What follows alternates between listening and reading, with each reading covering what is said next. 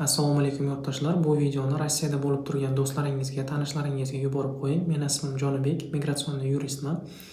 Bizga bo'layotgan 10 ta murojaatdan 5 tasi patent haqida bo'lsa, 5 tasi reyestr haqida bo'lyapti. Biz oxirgi videoda reyestr haqida batafsil ma'lumot berib, nimalar qilsak reyestrga tushib qolmasligimiz haqida ma'lumot berib o'tganmiz. Bu video patent haqida bo'ladi.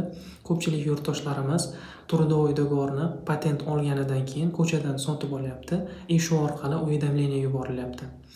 Bu birinchidan noqonuniy, ikkinchidan sizni trudovой do'g'oringiz 1 oydan keyin bazadan chiqib ketadi. Shuning evaziga patentingiz annuliruем bo'ladi.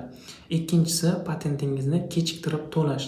Bu qanaqa qilinadi? Sizni patentingizni chiqqan kunidan 10 kun oldin siz harakat qilishingiz kerak. Shanba, yakshanba kunlariga to'g'ri kelib qolsa ham siz to'lagan pul налоговыйga borib tushmaydi. Shuning evaziga patentingiz bazadan chiqib ketadi, ya'ni annuliruем bo'ladi. Shunday holatga tushib qolmaslik uchun yoki sizda patent haqida savollar bo'lsa, bizga murojaat qilishingiz mumkin. Biz sizga yordam beramiz.